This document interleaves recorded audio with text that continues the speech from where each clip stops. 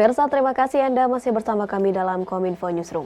Pemirsa, Gorontalo memiliki berbagai destinasi wisata, mulai dari wisata edukasi, desa wisata religi, hingga wisata yang menguji adrenalin. Pengelolaan yang dilakukan pemerintah daerah Gorontalo berhasil membuat Gorontalo menjadi daerah yang memiliki keunikan tersendiri dari segi pariwisata. Berikut kita akan ikuti perjalanan reporter Mona Azarinisak menjelajahi berbagai wisata di Gorontalo dan melihat langsung pembuatan kain Karawo khas Gorontalo.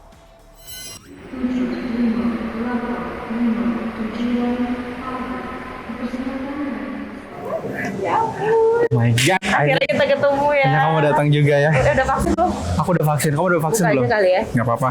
Aduh, akhirnya sampai di Gorontalo. Kamu di Gorontalo Sampai juga. dulu kali ya. Boleh. Pemirsa, saat ini saya sudah berada di Gorontalo dan sudah bertemu dengan putra daerah yang tahu semua tentang Gorontalo. Fandi, apa kabar? Apa kabar Wan? Hari ini aku kabarnya baik. Kamu gimana? Baik, aku harus baik dong, harus stamina harus oke karena kita akan jalan-jalan di Gorontalo. Ya, bener Ada apa banget. aja sih di Gorontalo, Fandi? Banyak, kita di sini punya wisata bahari, punya wisata religi. Kamu mau yang mana nih?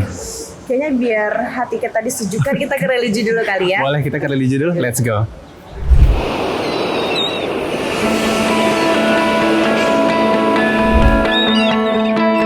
Gorontalo, provinsi yang terletak di Pulau Sulawesi ini ternyata memiliki banyak sekali objek wisata. Kali ini saya dan Fandi akan berjalan-jalan di Gorontalo selama 2 hari. Lokasi pertama yang akan kami kunjungi adalah wisata religi Bubohu yang terletak di Desa Bongo. Desa wisata religi ini meraih penghargaan sebagai juara 2 kategori nasional Desa Wisata Berkembang pada Anugerah Desa Wisata Indonesia 2021. Selama perjalanan menuju desa religi, kita akan dimanjakan dengan pemandangan dari perbukitan dan juga pantai yang sangat mempesona. Dijamin, pengunjung tidak akan bosan.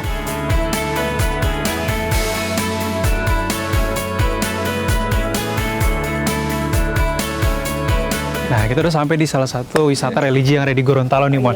Sekarang kita juga sudah bersama dengan Kepala Desa Bongo yang ada di sini. Assalamualaikum, Pak. Waalaikumsalam warahmatullahi wabarakatuh. Kita senang banget nih Pak udah sampai di sini. Saya jauh-jauh loh Pak dari Jakarta, pengen tahu sebenarnya apa sih keistimewaan dari masjid yang ada di sini, karena Fandi itu ceritanya kayaknya unik banget gitu loh Pak. Ada wisata yang lain juga di sini. Ya. Mungkin Bapak bisa jelaskan juga ya ke Terima pemirsa. kasih, saya Kepala Desa mengucapkan selamat datang dan terima kasih atas kunjungan ini ke Desa Wisata Religi Bubohu Bongo. Tentang ini Masjid Wali Ma'amas ini, itu dibangun pada tahun 2008 oleh almarhum Bapak Yosef Tahir Ma'ruf, itu Bapak Yotama, istilahnya Bapak Yotama. Ini namanya Masjid Wali Ma'amas. Masjid Wali Ma'amas ini ornamennya itu diambil dari tradisi yang memang sudah dari zaman dulu, bahwa di Desa Wisata Religi Bubohu Bongo ini itu sudah tiap tahunnya peringatan Maulid Nabi Muhammad SAW itu sudah menjadi ikon provinsi. Dan itu kemudian ini ada ornamen namanya walima, ini seperti ini walima, ini kukis yang panjang ini seperti ini. Kalau setiap peringatan Maulid Nabi itu masyarakat, semua masyarakat itu buat walima namanya ini. Walima ini ya. Istilahnya. Ya kita lebih pengen tahu lagi nih arsitektur yang ada di masjidnya. Ya. Kita bisa jalan-jalan kan Boleh, ya? kita ke atas aja. Ya, Oke, pemirsa, kita akan langsung lihat apa aja sih keistimewaan dan keunikan dari arsitektur masjid yang ada di sini. Terus ikuti kita. Yuk, Pan, Bapak.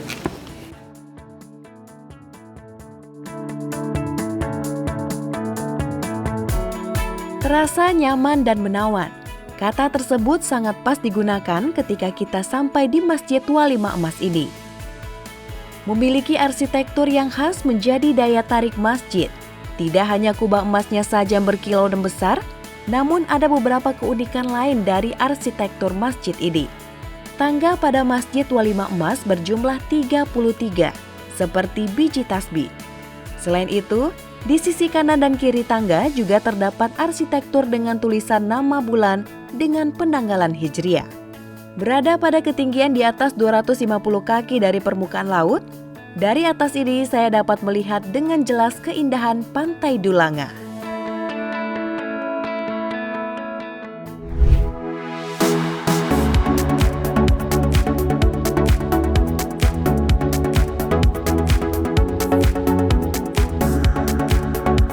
Nah, Mon, kita sekarang lagi ada di Taman Wisata Religius Buboho atau di Bongo. Nah, seperti kamu lihat nih, ini adalah fosil kayu Indonesia yang ada di sini. Ini bisa dibilang umurnya udah ratusan tahun deh kayaknya, jutaan tahun malah. Ini jutaan tahun ya. Ke dalam ya. Nah, Mon, yang unik nih dari sini, kalau kamu masuk ke sini, ini adalah kelereng untuk tiket masuknya. Setiap satu kelereng, kamu harus bayar 5.000 nih, Mon.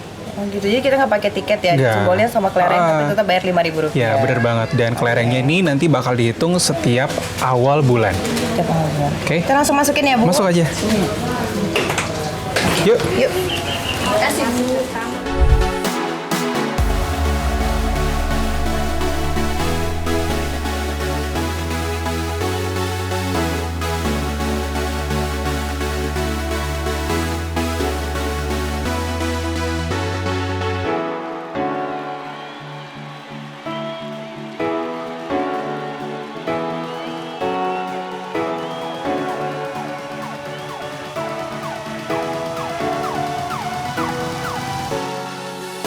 Setelah puas melihat Taman Wisata Religius Bubohu, saatnya saya dan Fandi menuju Pantai Dulanga. Kebetulan ketika kami sampai di Pantai Dulanga, sedang ada kegiatan masyarakat.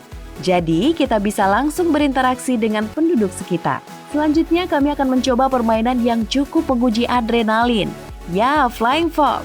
Penduduk Desa Bongo adalah penduduk yang kreatif dalam mengelola objek wisata mereka.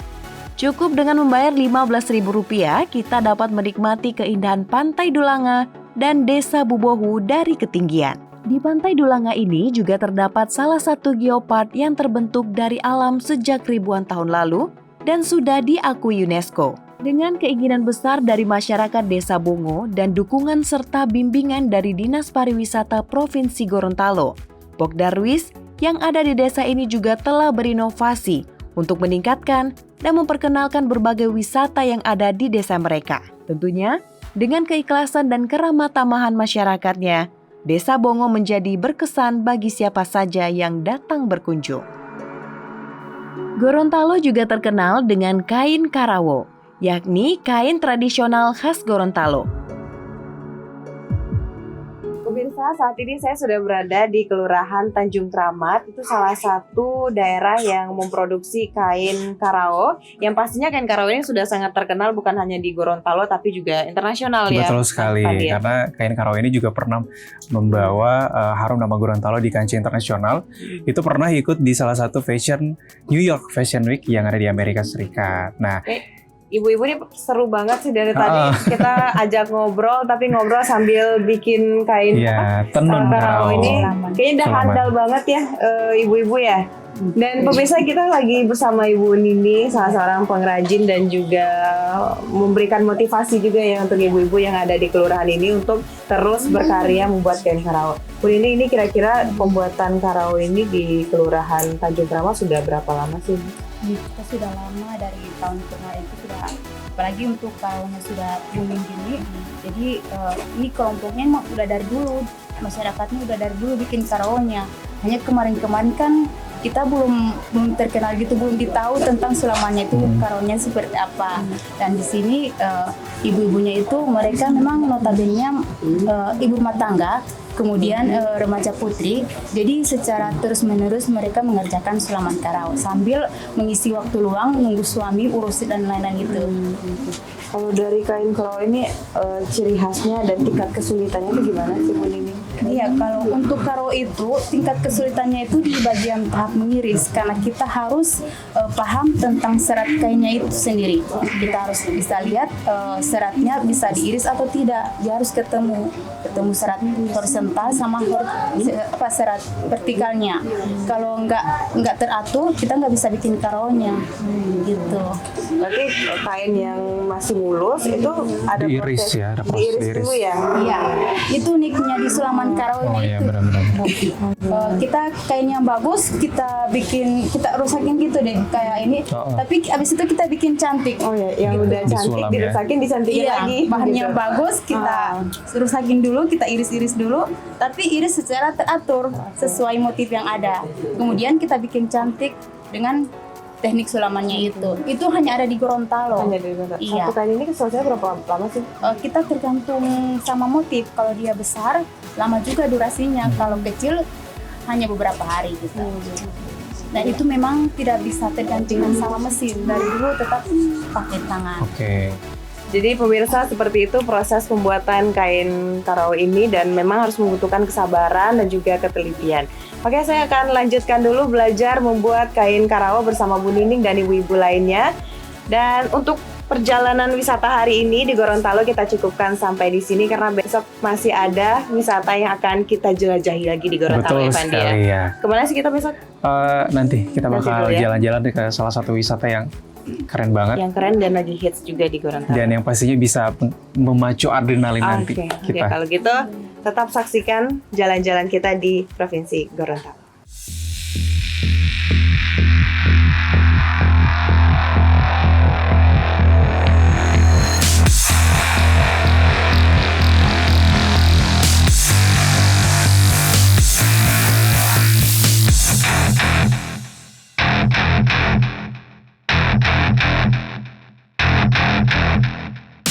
Ya, Sekarang kita sudah ada di wisata Hiu Paus Batubara di Gorontalo. bener banget. Seperti janji aku sama kamu, Mon. Kita sekarang mau Ternyata benar-benar berenang. ekstrim ya yang janjian kemarin. Kamu udah lihat kan? Aku udah lihat, pengen tapi ada takut-takutnya gitu sih. Tenang aja, kamu nggak perlu takut. Nanti kita bakal ada instruksi langsung dari guide-nya yang ada di sini. Jadi pemirsa, sebelum kita berenang bersama hiu, di sini kita akan dengarkan dulu Mas Fahri, Mas Fikri ya. Mas Fikri. Jelaskan kira-kira apa sih yang nggak boleh dan harus kita lakukan ketika kita berenang bersama hiu paus. Halo Mas Fikri. Halo, Mas. Halo. Mas Fikri, kalau mau berenang sama hiu paus itu kira-kira yang kita harus prepare itu apa aja sih Mas yang boleh dan nggak boleh? Jadi dalam berinteraksi dengan hiu paus itu sebenarnya ada 3 pilihan interaksi. Ada melihat dari atas perahu, ada snorkeling, dan ada yang diving. Nah, untuk melihat dari atas perahu, kita hanya butuh perahu untuk datang ke zona interaksi paus untuk melihat langsungnya. Untuk snorkeling kita harus butuh pertama skill berenang. Jadi orang yang belum bisa berenang tidak mungkin bisa berinteraksi menggunakan snorkeling. Kemudian kita butuh alat snorkeling tersebut. Kemudian untuk yang diving kita harus menggunakan alat scuba. Alat scuba untuk bernafas lebih lama di bawah air. Nah, ini orang-orang yang menggunakan scuba harus memiliki license atau sertifikat menyelam. Nah, jadi karena untuk saat ini kita hanya melakukan snorkeling, jadi kita hanya butuh skill berenang dan alat snorkeling. Nah, kemudian aturan dalam melakukan snorkeling dan diving itu hampir sama. Yang pertama itu aturan yang paling utama, never touch them, jangan pernah menyentuh hiu paus. Jadi ikannya sangat jinak. Tapi nggak boleh disentuh. Nggak boleh disentuh. Jadi itu sudah menjadi aturan dari pemerintah bahwa setiap ikan yang dilindungi tidak diperkenankan untuk disentuh, apalagi meluk-meluk karena ikannya sangat jinak. Oke. Nah pemirsa, Pandi kita kayak langsung siap-siap. Kita langsung aja ya. Karena setelah ini kita akan langsung bertemu hiu paus. Di lokasi wisata hiu paus Batubarani ini sudah disiapkan berbagai perlengkapan untuk snorkeling dan diving. Untuk pengunjung yang ingin mengabadikan momen berenang bersama hiu paus, di sini juga disediakan kamera underwater. Penyewaannya juga sudah tertera dengan jelas, seperti perahu yang berkapasitas untuk 3 orang pengunjung. Dikenakan biaya Rp80.000. Untuk snorkeling Rp35.000 per orang dan diving Rp60.000 per orangnya. Wah, kebetulan nih hiu pausnya sudah di sekitar perahu saya dan Fandi. Kita juga dapat memberi makan hiu paus ini dengan udang-udang kecil. Tapi ingat, jangan sampai menyakiti hiu pausnya ya. Karena hiu paus merupakan hewan yang dilindungi pemerintah sejak tahun 2013. Karena ini pengalaman pertama saya berenang di laut, jadi di menit-menit awal ini harus menggunakan pelampung dulu agar terbiasa pemirsa. Rasanya campur aduk antara takjub dan juga sedikit takut. Intinya, kita tidak boleh panik. Hiu paus ini memiliki ukuran yang berbeda-beda. Ada yang memiliki panjang 7 meter, bahkan ada yang sampai 12 meter loh pemirsa. Wah, keren!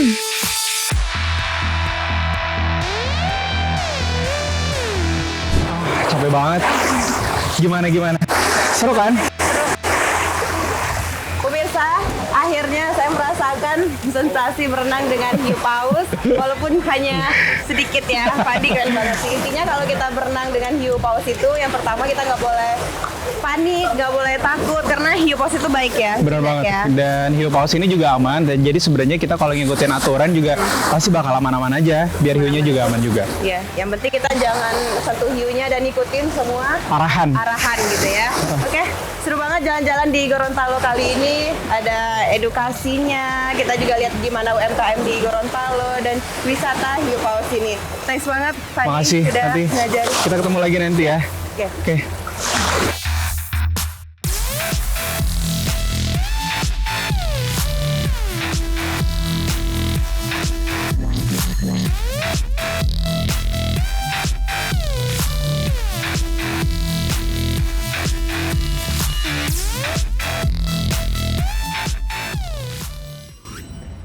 Pemirsa, itulah ragam informasi yang telah kami rangkum untuk Anda. Dapatkan update berita pilihan setiap harinya di kanal GPR TV atau melalui sosial media gprtv.id. Saya Bilqis Sabila pamit dan sampai jumpa.